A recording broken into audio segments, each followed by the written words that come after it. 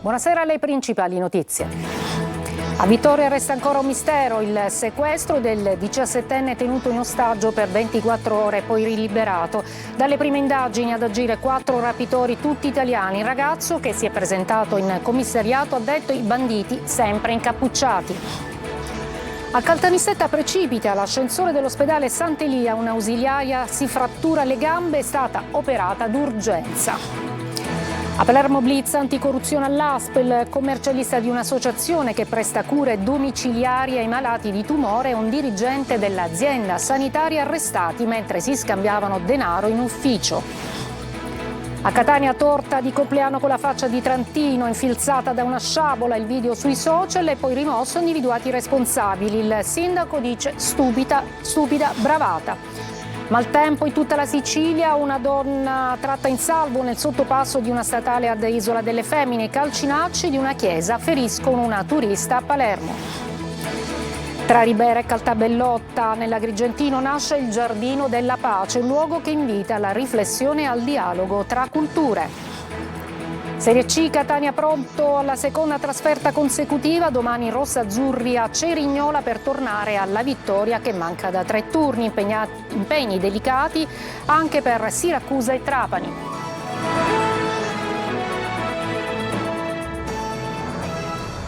Eccoci, buonasera. Dunque un sequestro lampo, molte ombre sulla vicenda del ragazzo di 17 anni che riabbraccia la sua famiglia a Vittoria. Il giovane è rapito da 4 uomini cappucciati, rilasciato dopo 24 ore, dice: mi hanno trattato bene, ma il movente è ancora un mistero. Eva Spampinato. Per definire il caso si può parlare sempre di sequestro o di presunto sequestro? Come lo inquadrate? Diciamo che ancora non è il caso di dare delle definizioni, va bene? Quindi noi possiamo soltanto dire che le indagini non si chiudono qua. Bocche cucite dalla Procura di Ragusa, lingue sciolte dai genitori del 17enne vittima del presunto sequestro lampo durato 24 ore a Vittoria, nel Ragusano. Se dalla conferenza stampa a Palazzo di Giustizia l'unica notizia confermata riguarda le indagini che proseguono senza escludere alcuna pista, pur perdendo corpo, quella del sequestro per estorsione, alla stampa arrivano i racconti del giovane, figlio di un grosso imprenditore del settore ortofrutticolo. Lo hanno trattato bene, non lo hanno minacciato, gli hanno dato da bere e un panino da mangiare, ma mio figlio non aveva fame, ha mangiato poco e bevuto tanto. La paura e la tensione erano tante, è stato un incubo per lui e per tutti noi. Per fortuna è finita bene, racconta il padre del 17enne, che ha riferito di essere stato rinchiuso in un casolare di campagna e che i rapitori erano sempre incappucciati. Noi non abbiamo allo stato elementi per poter dire che ci sia stata una finalità di estorsione, perché non ci risulta da nessun atto processuale. Se dovesse emergere questo dato, il processo sarà di competenza della Procura distrettuale di Catania. Il ragazzo si è presentato spontaneamente in questura a Vittoria la scorsa sera, accompagnato da un amico che lo aveva trovato mentre vagava in strada. I beni della famiglia non sono stati sequestrati e sono sempre rimasti nella loro disponibilità.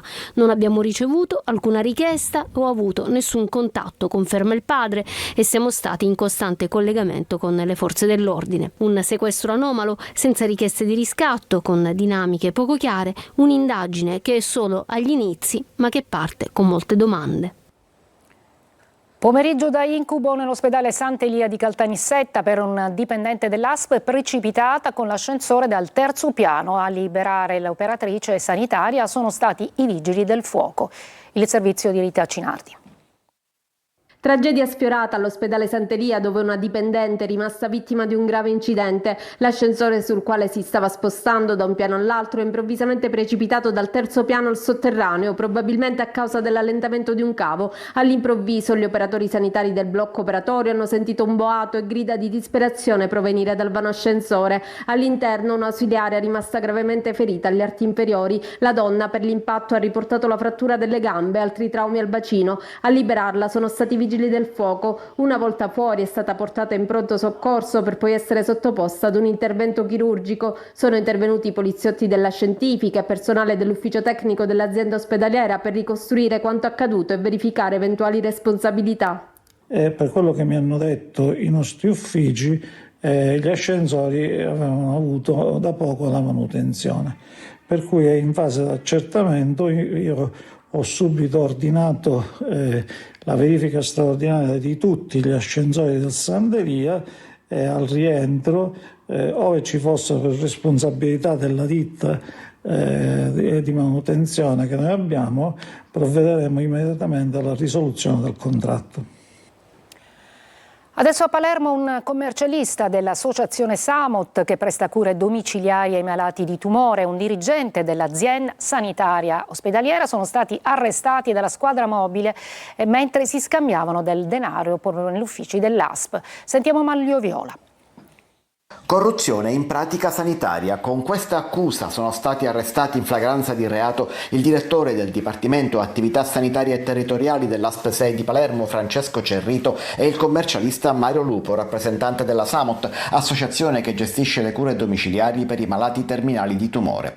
L'arresto in flagranza è stato effettuato negli uffici dell'ASP di Palermo nel pomeriggio di venerdì ad opera di agenti della squadra mobile che tenevano sotto osservazione uno dei due indagati. L'operazione è scattata quando i poliziotti hanno assistito alla consegna di quella che hanno ritenuto fosse una mazzetta. Sull'inchiesta verte il massimo riservo. A condurre l'indagine sarebbe la squadra mobile sotto il coordinamento del sostituto procuratore Massimo Brandini. Nell'inchiesta sembra siano coinvolte anche altre persone, forse 6. I dettagli non vengono resi noti anche per effetto delle nuove disposizioni di legge in base alle quali, prima della formalizzazione delle contestazioni d'accusa, gli indagati devono essere ascoltati dal pubblico ministero. I due fermati in flagranza di reato sono stati trasferiti nel carcere di Pagliarelli, dove resteranno in attesa dell'interrogatorio da parte del PM e della successiva formulazione del capo d'accusa. Solo allora si potrà conoscere qualcosa in più dell'inchiesta, in attesa del successivo interrogatorio di garanzia da parte stavolta del giudice per le indagini preliminari, che dovrà convalidare gli arresti. In base alle poche notizie filtrate, Lupo stava consegnando una somma di denaro a Cerrito nel suo ufficio dell'ASP al momento del fermo. A Catania una torta di compleanno con la faccia del sindaco trantino infilzata da una sciabola. Il video circolato sui social, fatto rimuovere, sono stati individuati i responsabili. Il sindaco dice stupida bravata. Tra i messaggi di solidarietà arrivati appunto al sindaco, anche quelli del presidente della regione Schifani. L'intervista è di Tonino De Mana. Sindaco, una sciabola sul suo volto, per fortuna sulla torta, però è comunque un gesto inquietante. Beh, io la vorrei derubricare come una stupida bravata, potrebbe essere anche uno spot sugli effetti dissociativi della cocaina, perché si capisce che queste persone non erano in sé, quindi che poi loro pensano di fare una cosa carina, una cosa simpatica, prendendo a colpi di coltello una torta in cui c'è il volto del sindaco, la considero veramente sconsiderato, ma in ogni caso non è che mi preoccupi. So chi sono questi soggetti che in passato hanno provato a far parlare di sé pubblicando video in cui sniffavano cocaina durante il Covid come antidoto al virus, quindi è gente già squalificata, gente radiata dall'albo perché ahimè era mio collega quello col coltello in mano, però quello che mi fa piacere è registrare l'amicizia, la vicinanza, la solidarietà di tutta la parte sana della città, e questo è quello che conta. Purtroppo questa è l'altra faccia dei social, quella negativa. Sì, però guardiamola anche in altro senso, si sfogano in questo modo, tant'è che poi non ci sono degli elementi di preoccupazione rispetto alla vita normale, alla vita reale, perché oramai si sta creando questa dicotomia fra vita reale e vita sui social, quindi se serve a cercare un poco di popolarità attraverso qualche like in più, che lo facciano pure. Restiamo a Catania, continuiamo ad occuparci della questione sicurezza che si avverte anche nelle vie centrali. Nella puntata del Punto di oggi abbiamo raccolto la testimonianza di una donna che vive in Corso Sicilia. L'ha sentita per noi Simona Mazzona. Come si vive qui? Qua si vive come donna, si vive con lo spray al peperoncino, si vive scortati con i figli, perché obiettivamente non c'è un controllo, non ci sentiamo tutelati da un punto di vista di sicurezza, ragion per cui la zona è diventata il degrado di Catania. Potendolo fare cambierebbe casa? Guardi, purtroppo ci sto pensando, a malincuore, perché obiettivamente amo la zona, purtroppo si è declassato anche il valore dei nostri immobili. E a Catania il presidente del Senato, Ignazio La Russa, ha ricordato il padre, il senatore Nino La Russa, a 20 anni dalla sua morte, ringraziando per l'attenzione Nello Musumeci e gli onorevoli Ciancitto e Galvagno. La Russa ha ribadito il forte attaccamento del padre al territorio. Maltempo intenso su tutta la Sicilia occidentale. Una donna tratta in salvo nel sottopasso di una statale ad Isola delle Femmine. Pensate, a Palermo i calcinacci di una chiesa feriscono una turista. Marco Gullà. Calcinacci che cadono da una chiesa e colpiscono una turista, strade allagate, una donna bloccata con la sua auto in un sottopasso ad Isola delle Femmine, danni e disagi a Palermo in provincia per il maltempo che ha investito la Sicilia occidentale. In queste ultime ore una donna rimasta intrappolata con la propria auto in un sottopasso della strada statale allagato è stata salvata a Isola delle Femmine in provincia di Palermo. La macchina, ormai quasi completamente sommersa, è stata notata da alcuni passanti e da un autista del pullman di una ditta che ha lanciato quindi l'allarme. La donna sotto shock è stata messa in salvo da alcuni volontari della protezione civile e dalle forze dell'ordine. Tragedia sfiorata invece in via Maqueda a causa della caduta di alcuni calcinacci dal cornicione della chiesa Santa Ninfa dei Crociferi. Una turista ferita ma non è in pericolo di vita. E poi strade allagate come fiumi, maltempo che però sta abbandonando la zona occidentale dell'isola per accentuarsi invece nella parte orientale. Le temperature saranno prettamente autunnali e possiamo ormai dirlo, l'estate sembra essere definitivamente arrivata ai titoli di coda. A Caltanissetta i carabinieri hanno arrestato una donna di 61 anni che aveva finto di essere stata aggredita dal marito. In realtà a ferirlo con un coltello era stata lei. Il servizio di Rita Cinardi.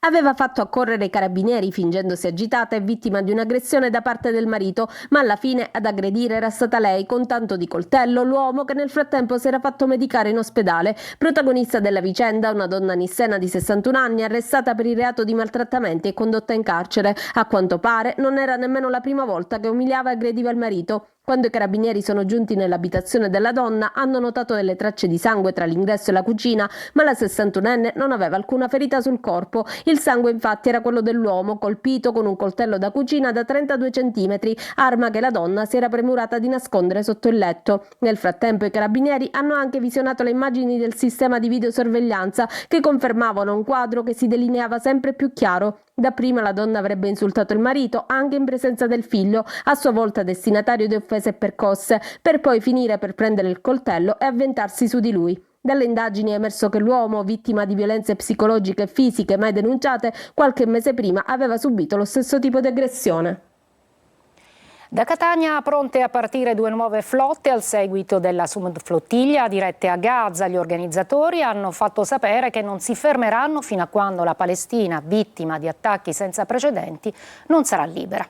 Breve pausa e poi ci occuperemo di turismo, purtroppo anche di quello che esiste, cioè il turismo sessuale che fa vittime tra minori e bambini.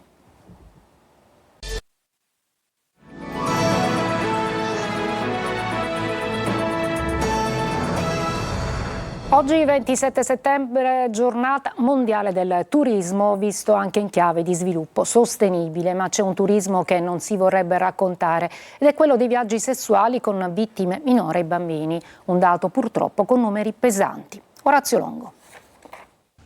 Partiamo dal nome delle cose, turismo sessuale, 2 termini che sembrano essere proprio in contrapposizione. Se poi a questi 2 termini aggiungiamo anche infantile, minorile, allora diventa chiaro che di orrore stiamo parlando, non di turismo. Un orrore che però corre sotto traccia, nel silenzio di tanti. I dati dell'Organizzazione Mondiale del Turismo registrano un flusso di 3 milioni di persone all'anno che viaggiano diretti verso i figli della guerra e della miseria, abusando dell'umano, sfruttando la povertà economica e sociale. Gli italiani sono tra i primi al mondo a partire con la finalità dell'abuso sessuale minorile, come spiega Mete Associazione. Tutto questo è inaccettabile, tutto questo è pedofilia tollerata.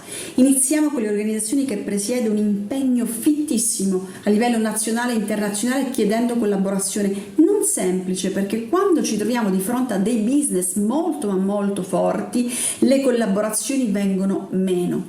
Il business dei viaggi sessuali minorili è il terzo nel mondo dopo quello delle armi e della droga. L'abuso inizia da bambini con età sin dai 5 anni. Esistono agenzie di viaggio specializzate in questo tipo di organizzazione e tra i clienti sono in crescita pure le donne. Il dato parla di 2 su 10. Partire per abusare i bambini è un crimine contro l'umanità. La definizione turismo sessuale noi la contestiamo. Il turismo è un fatto bello, non lo si può associare agli abusi sessuali.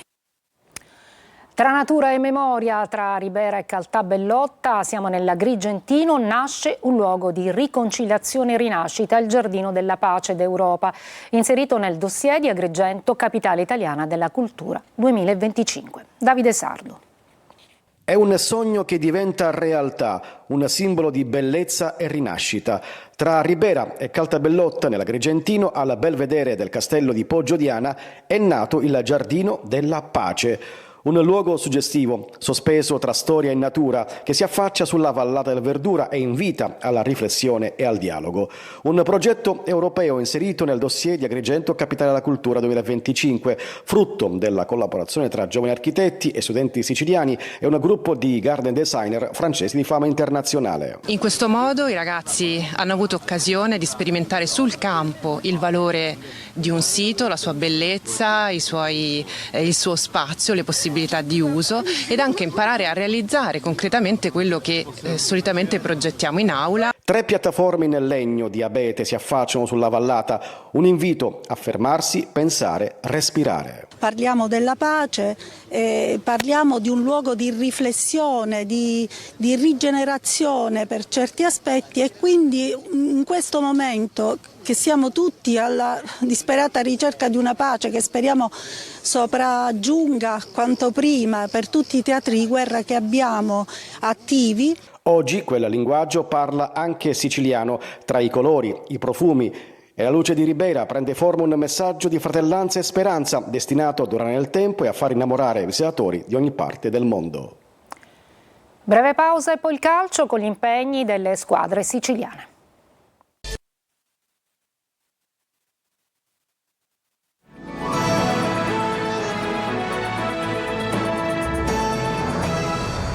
Il Palermo pareggia e rimane imbattuto in campionato col Cesena e 1-1 al Manuzzi. I rosanero che mantengono la vetta della classifica assieme al Frosinone e al Cesena.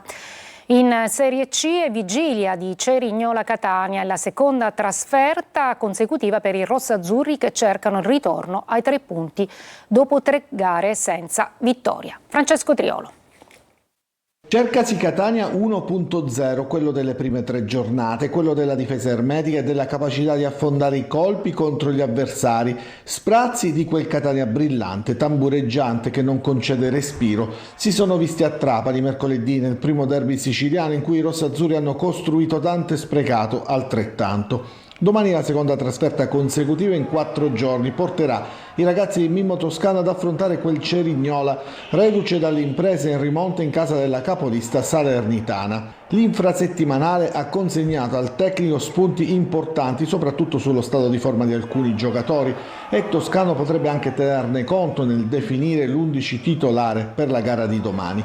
Lunetta dovrebbe essere confermato tra i titolari con Cicerelli, ma non è escluso che possa fare coppia sulla 3/4 con Stoppa. In mezzo l'idea di partenza è quella di Corbari e di Tacchio insieme dal via, ma Quaini resta un'alternativa concreta. Per il resto dovrebbe tornare Donnarumma dal primo minuto sulla corsia di sinistra, da valutare il possibile ritorno tra i convocati di Caturano. Attenzione al Cerignola, la squadra pugliese già lo scorso anno ha sorpreso tutti assestandosi nelle zone altissime della classifica in vetta ad un certo punto e quest'anno, persi alcuni giocatori chiave del valore di Capomaggio e Salvemini, ha puntellato il gruppo con elementi come Emmausso, un ex, e Cretella, ex Messina, che lo scorso anno ha conquistato la Serie B con il Padova.